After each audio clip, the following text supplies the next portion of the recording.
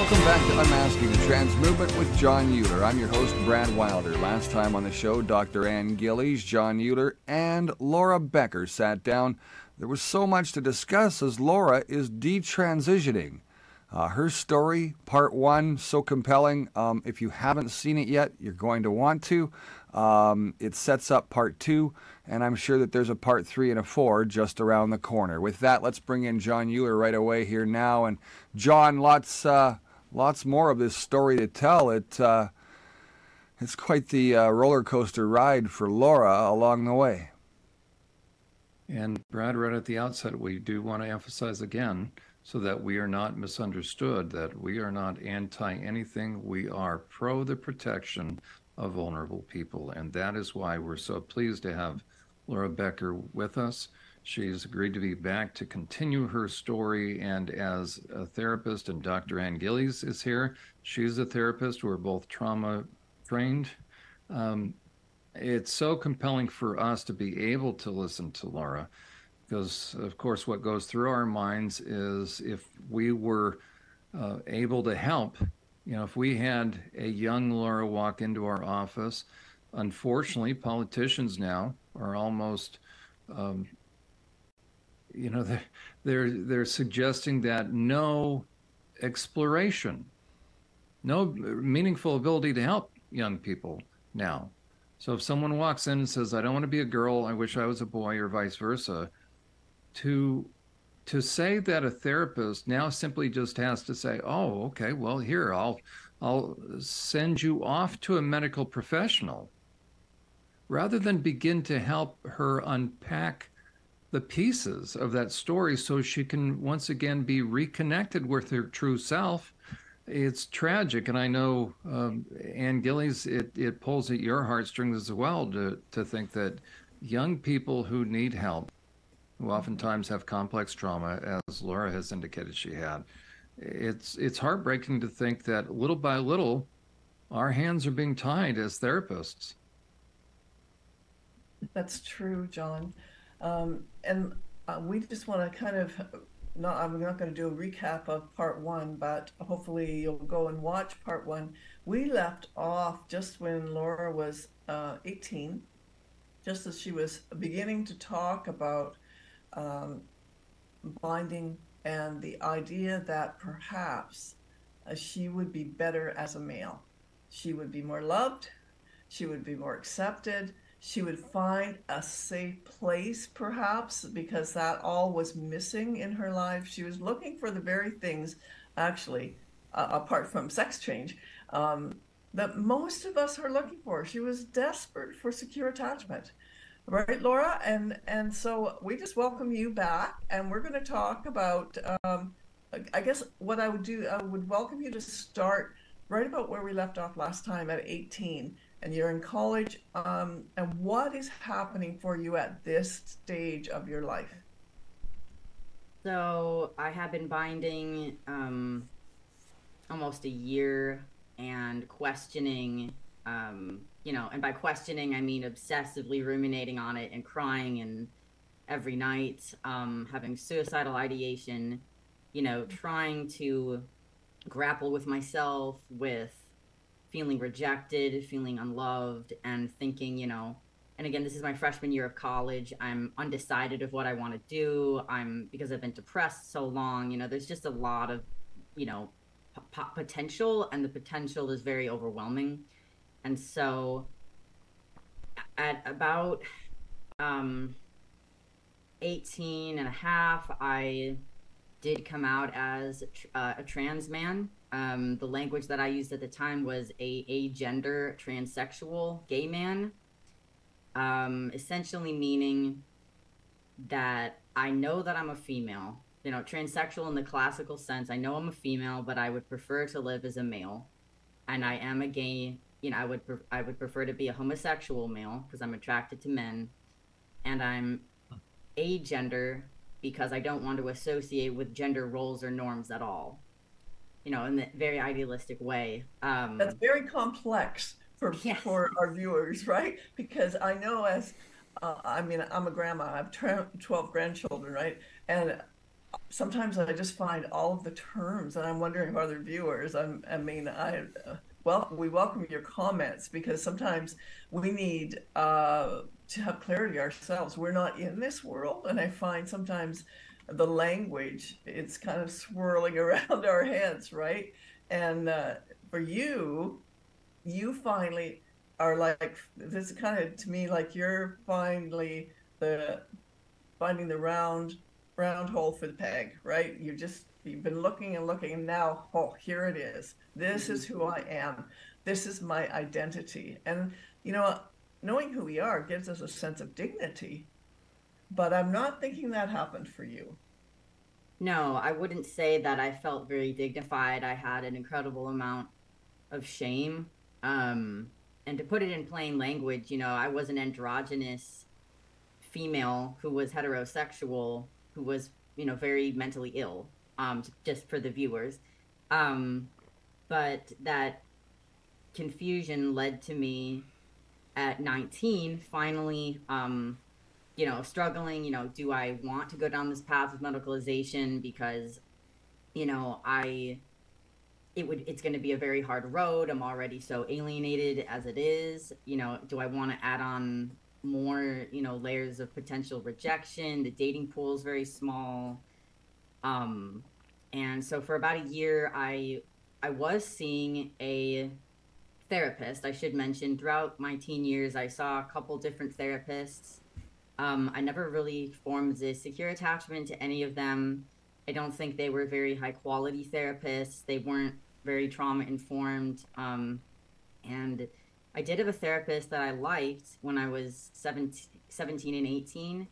But when it came to the gender issues, she basically told me that's out of my realm of expertise. I think that you should see someone specifically qualified to talk about gender. And that was very difficult for me to find because there wasn't a lot, at least at the time. And I did find a couple people who, online, they say in their bios that they specify in LGBT issues, but I would go to see these people and they just seemed very low quality therapists to me. They just didn't seem like they could really deal with my level of complexity. So I never saw them for very long. I did have It sounds, one. I was just going to say, it sounds to me like what you were really looking for was a trauma-informed therapist, whether you Yeah. knew that or not. Deep down inside, that's kind of what was propelling you. And a gender therapist isn't going to do that. Mm-hmm. They're not as a rule. I shouldn't, maybe that's generalization, but it doesn't sound, um, you know, that they have experience or expertise in that. And then you end up perhaps then just kind of, doing this whole muddied waters thing. Mm-hmm.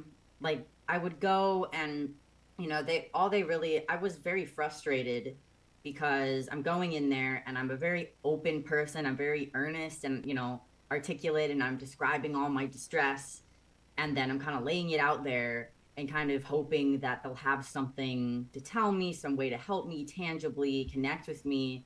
And that just didn't happen. It was very shallow, affirmational, like, you're valid in this. I just didn't feel understood by them. Perhaps they were out of their depth, in certain ways. And so I didn't really have a proper therapist at the time that I made the decision to, and by made the decision, I sort of mean escalated to the level of desperation that I sought out the medicalization. So when I was 19, I was struggling. I talked to a transgender professor that I had in my class about sexology. And this person told me about an informed consent clinic in Chicago where I could go and just get hormones. And I went there, and I think it was about a 45-minute appointment. Kind of laid it all out of what was going on. Being suicidal, being autistic, PCOS, like just everything. I had really nothing to hide, but there wasn't really any checks or balances. They just gave me the prescription, a free And they call prescription. themselves the Informed Consent Clinic. Yeah. But they didn't. Oh my It gosh! makes my Talk about heart bait and hurt. switch. Hmm. Makes Unbelievable. my heart hurt because Un- I'm thinking already, like in 5 minutes talking with you, I believe a therapist could really understand that there were deep level issues here, deep pain. It's got nothing to do perhaps with the trans ideology. It's the pain of the person. And yeah, I just think, oh Laura, how boy. much money did you spend per hour with these therapists? How much money did you cough up? Probably not that much because I don't know. My insurance covered it. My parents' insurance. Oh, so insurance Um, is involved in this big scam too. That's fantastic to know. I didn't quite realize that they were embedded quite as deeply as they are. But now that you expose that, we'll have to do a show on that too coming up. definitely. starting, that whole scam. There's no other way to put it. That's It right. was not billable. Any of these services were not billable until 2013 with the change of the diagnosis with the DSM-5. That's what's so crucial. People want to try to make the case that this has been there, but the question is this: when did all these services start to be billed? You take the profit motive out of this, and I'll tell you what, the trans movement dies away, along with you remove pornography and its influence. Right? We'll find out how philanthropic these providers are if they're going to donate their time, and suddenly they won't. Very interesting. As a matter of fact, Laura, if you don't mind, in the previous episode, you had mentioned the role pornography was playing. Would you share again with us? So you're struggling, you're feeling isolated, you in essence fell in love with three guys that were gay. So they were certainly safe, but they were sort of leading you on, as you said. There was a physical connection going on, cuddling and whatnot, which I would say shame on those guys. I mean, they could probably tell that you were becoming enamored with them. They were not helping your emotions. They were allowing that. So they bear responsibility. And then pornography played a role. Describe what pornography was doing for you emotionally and how that was contributing eventually to your decision. How was that playing into this whole thing? The pornography was definitely a self-soothing mechanism, just physically and psychologically. It was a double-edged sword because I would turn to the pornography and this sort of gay male pornography and have this beautiful fantasy. I mean, just ecstasy, this level of my fantasy of making love to my attachment figure, these gay men.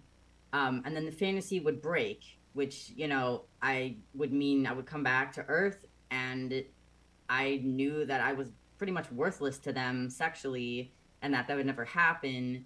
And I would cry, and almost every single time I was watching porn and crying and having this fantasy. I mean, it was like multiple times a day sometimes. Yeah, it was a lot of that getting crossed. It was consuming you. Like, I'm listening to you talk, right? It just consumed so much of your time. The attachment fixations consumed so much of my time, and then in terms of that, the masturbation and the intrusive sexual thoughts consumed a lot of that. It's not. It doesn't happen very quickly, does it? It's like you're on there and you're searching, aren't you? You're searching for something that actually turns you on. Is that fair to say? What do you mean? Well, so you're looking at porn and you're scrolling, you're consuming hours and hours and hours of it. What's causing you to consume hours and hours and hours of it? Is it that most people can get off, they find something that they like, they get off, and it's over and done. Sometimes it's quick, sometimes it's within 10 minutes, whatever it might be. But if you're consuming hours and hours and hours, are you not searching for something then that turns you on enough to help you get off? Well, I should say that I would get off very often and pretty quickly. But it's just that I would do it not for hours at a time, but I'm spending a lot of time depressed, sleeping, napping. I'm lying in my bed pretty much all the time. So I'm masturbating here. I cry. I get upset. It's a cyclical thing of, this addiction cycle. Then I eat or do whatever. And then maybe later on in the day, it happens again. So it's more cyclical like that versus hours and hours. So I see a lot of people, we've heard from a lot of people in the show that, it's steps, and it's this progress of upwards into, I start here, and then I get to here, and then I got to go deeper, and I got to go, well, I should be going the other way, because it's really a downward path.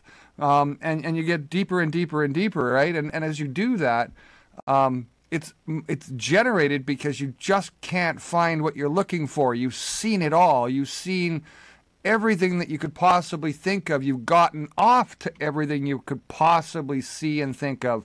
So what is left to turn you on anymore after you've put yourself that deep on that porn pedestal, right? You've got to somehow climb your way back out of that, and at the end of the day, feel some sort of sexuality and come out of it with, I guess, a level of understanding that while I used to think that that was okay, I realized that a more traditional approach to this doesn't lead to that deviance and, I guess, narcissistic tendencies. I feel what you're talking about is very male, not that females can't escalate, but I know what you're referring to. And I feel that for me, my porn consumption, it began sort of with this very naive, feminine sort of love-making porn. And then that very quickly turned into more misogynistic, straight porn. Then during the time of my gay male attachment figures, it was only gay male porn. And I wouldn't say that it was escalated to a high level of deviance. Again, for me, this is very emotional. It's very romantic. And so I'm typically watching that sort of dynamic and fantasizing about that versus the visual graphics of it. But then I will say, once I sort of was able to break away from those gay male attachment figures, the porn use escalated further into far more deviant heterosexual BDSM, type things, because at that point it then became a distraction from the emotional stuff and turned to purely graphic visual acts. So that's all feeding and fueling this emotional. I don't think confusion. I was going to say emotional confusion, but it's more than that. It's this desperation that is being continually fueled, and there's no outlet. So then finally, this whole idea, the binding, and then going, for this this appointment with the doctor. 45 minutes, you said. I think that's where we left off on that story. We need to go back to that 45 minutes. And what happened then? What kind of instruction? What went on in that 45 minutes before you got a prescription? I mean, essentially, I told them, I'm trans. I want to start, this testosterone. They gave me a couple sheets of symptoms that would happen. They talked me through, just medical history. I told them all about the psychological stuff. We talked about me being suicidal, different things. And then, they listened to what I had to say, and then they gave me the prescription for free. They gave me a free prescription of testosterone at a very high dose. Can you tell me how much? 250 milligrams. Oh my goodness. Gosh. Per week. That's higher than we've heard before, John. Yeah. I wonder if that's because of your age, because you're no longer a teenager at this point. Or how old are you? I was 19. Yeah, you were just at the end. You're not. 250 milligrams. How often? Once per week, injected into my thigh. Oh, Laura. Oh my goodness. Oh my I recommend people go back and watch. We had Dr. Michelle Curtella on talking about transgender I think agenda versus or narrative versus brain science. And she talked and she showed a chart from Dr. Michael Laidlaw, an endocrinologist. And she showed the normal production within a female human body of testosterone versus what's being given. You were given way more than even that chart. And they described that there's a condition when there's a tumor that's releasing an inordinate amount of, meaning it's in a disease you're creating, or there is a disease process going on. And so they're giving young people, but the amount you were given was even more off that chart, I believe. And so I didn't even ask Dr. Cretella, we'll have to ask, does this set a young person up for cancer? And so it's just surreal. And then we had Denise on here describing that she had been administered by a doctor to even things out, mood swings, I think 0.02 milligrams or micrograms, right? And she said she was feeling crazy. Yeah. Yeah. So I don't even know what percentage higher you were being given. What happened when you, and then an injection form. So what happened? Yeah, and also keep in mind that I have PCOS, so my testosterone levels are already elevated as well. So, and I'm already having hormonal issues, you know. So essentially, I went very crazy, you know. I mean, everything that was already there was elevated so much more intensely. I became, essentially what happened, the main thing I would describe it is I became very reckless and aggressive and impulsive. That's been the description time and time again, Laura. Unbelievable. Mm-hmm. Yeah, because, you know, high levels of rage. Did you find high levels of rage? You know, because again, I already had, you know, the CPTSD stuff. I already had a lot of anger and, you know, sexual feelings and, you know, drug, substance abuse and different things. But when I was on the testosterone, it just became more and more and more. It did feel like I was escalating, and I was suicidal. So on some level at that point, I didn't really care what was happening to me. You know, I was just kind of on this, I mean, I felt like a young man in my mind, like, oh, I'm this like young, like troubled, you know, aggressive, horny man. And I don't care what happens. It was very nihilistic. And so, you know, just reckless driving, like really dangerous behaviors, escalating. And then about a month or so after I got the testosterone, I was also meeting with my psychiatrist. And I told her that I was trans and I wanted to talk to her about getting a diagnosis of gender dysphoria. And she said, okay, I will look into it. And I know some about it, but I'm going to research it more.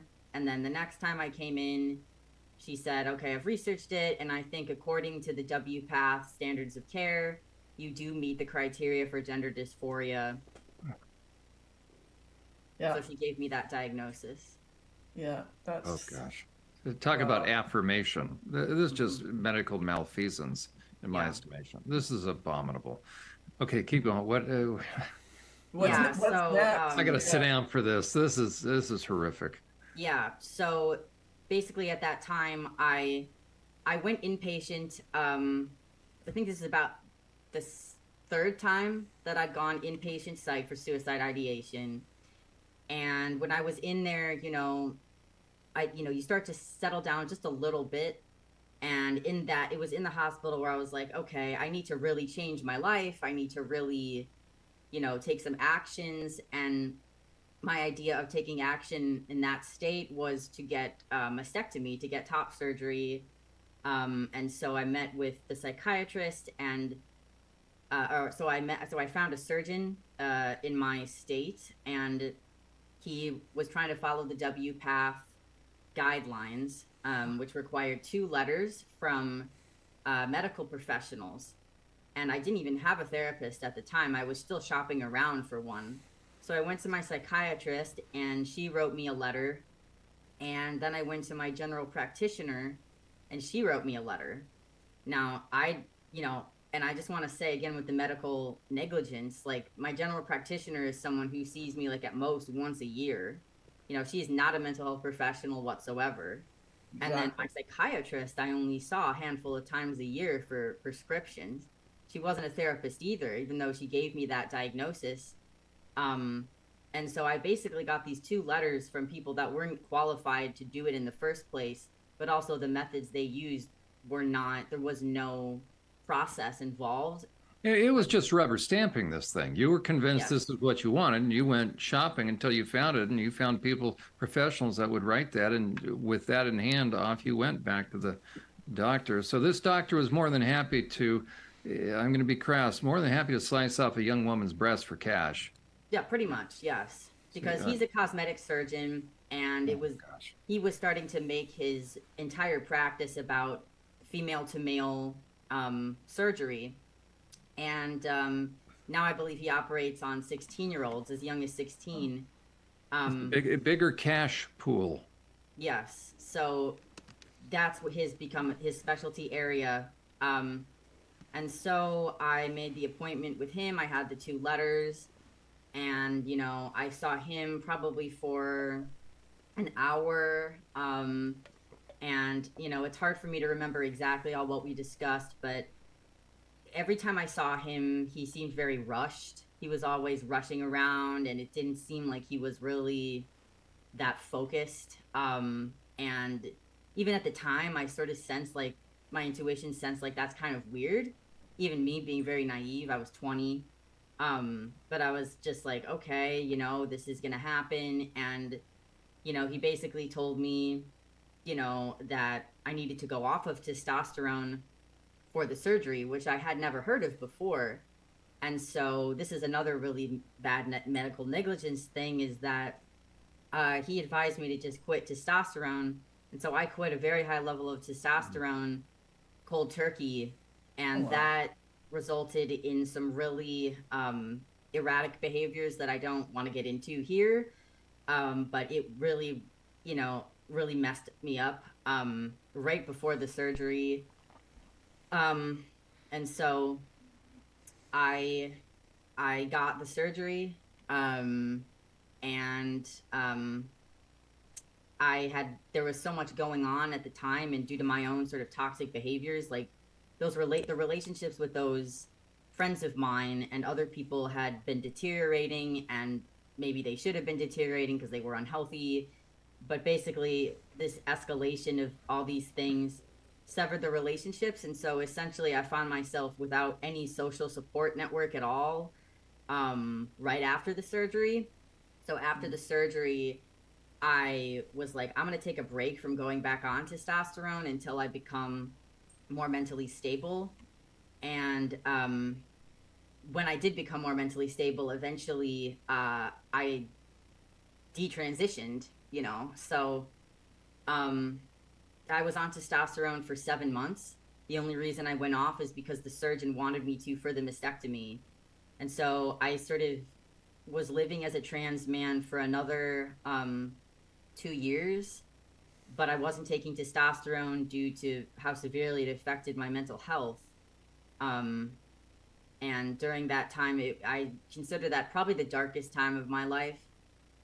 Just I had no friends. I felt so rejected by my peers that I only had relationships with middle-aged drug addicts that I met on Grindr because I was trying to find like a father figure and a partner at the same time. Like I was aware of that and using a lot of drugs and sort of being on this gay hookup app where there was a lot of, sketchy behavior. I'm very lucky that I wasn't assaulted, but there was definitely some really sketchy people that I was involved with at that time. Um, and after I was sort of discarded by this crack addict when I was 21, I sort of took a step back and I was like, okay, I think I have something more wrong with me than maybe I know. Maybe it's borderline personality disorder, perhaps. And so I got a full psychological evaluation done and they diagnosed me with PTSD. And that's when everything started to fall into place for me. And I realized that it was all due to trauma. Wow. So for the past 4 years now, I've been just unraveling my entire life and all of this trauma that happened. And I detransitioned shortly after I was diagnosed with PTSD. And, so since then I've been just basically studying like evolutionary psychology, studying so much about gender and being involved in the detrans movement. And so I've become a public figure now for about 4 years. I've been a public figure, but especially in the last year, I've been really healthy enough in my therapy and healing to take on a lot more publicity about this sort of thing. I think, Laura, I think we're going to need to talk more about this. I think we're going to need to talk about what happened in right after the double mastectomy, the mess up. What a mess up this was, because you could have been, if they had these professionals had have been on their game like they should be and acting like professionals, you would have been diagnosed as a teen with post-traumatic stress, and then been able to get, well, look for trauma therapy, right? And all of this stuff, it's not that you wouldn't have had a journey in front of you, but the road that you ended up on would have happened. You wouldn't have taken that detour. So I think we need to come back and talk more about this. What do you think, John? We don't have much. There's so much more, because Laura, the impact, the psychological impact, the sense of, I can only imagine, a sense of betrayal, a sense of being exploited by medical professionals who should have and probably did know better, but they turned a blind eye. Would you be willing to come back and talk about that? Yes, but in a closing moment here, would you speak to the young person, the young Laura? And actually, two things. The young Laura, give her your advice, as it were, that can help her see the light. And then the Laura that has just experienced where you were a couple of years ago, just after the surgery. So basically, to my inner child, the young Laura, I would say, you are a bit different, but you have a lot of gifts, and things might be complex, but you're smart enough to understand that complexity, and you are a lovable person. You're just around people that are not very loving, and you're in an environment that's toxic, and you are able to find friends and loved ones and inner fulfillment, and it's not you're not damaged or worthless. You're just being treated that way, and it's distorting your perceptions. And then to the person I was a couple years ago, I would say you have gone through a lot of trauma. You have gone through a lot of malevolence. There's been evil. It's not just your brokenness or flaws or poor decisions or shame. There's been malevolence. There's been negligence from so many different people of authority and from peers and trusted people. And you have been let down, and your feelings of abandonment are legitimate. But there are people who have goodness, and you have goodness in you. And me as the inner adult I'm going to take care of you from here on out, and it's going to get a lot better. Yeah. You're a hero, or you're still on the journey, but you're helping a lot of people. Thank you. And Brad, this is exactly why we do this program. Laura, you've made it this far, and I know that your journey is not quite over yet, but I tell you what, my grandma said it once, life is like a roller coaster. You got to love those ups and downs, but you got to take the ride sometimes. You've taken that ride. You've learned a lot. I think that it's all uphill from here. And I don't see any drop coming for you. I think that your suicidal days are probably past you. I think that you're one of the strongest people I've ever met, just mentally and physically, that you've endured so much. And here you are to tell this amazing story that we're telling it because we don't want kids to have to go down that path. Mental health is what this is all about. You've proven that here today, that the mental health side of this is one of the biggest issues of the trans movement. And John Euler and Dr. Ann Gillies have been saying that since the first time I met them. And they have been preaching it long before they met me. So I'm glad that you've got the help. I'm glad that you found yourself again. And I'm so proud that we're going to be able to call you friend going forward. Thank you, Brad. On behalf of all of us here at Unmasking the Trans Movement, I'm Brad Wilder. For John Euler, Dr. Ann Gillies, and Laura Becker, please make sure you check out our YouTube channel and our web BitChute channel as well. The web YouTube just started yesterday, so I'm a little sketchy at that at the moment, but BitChute is up and running as well. Just search us out at Unmasking the Trans Movement. You can see our website too at unmaskingthetransmovement.com. Until next time, remember, it's not our kids' fight, it's our fight. We'll see you next time.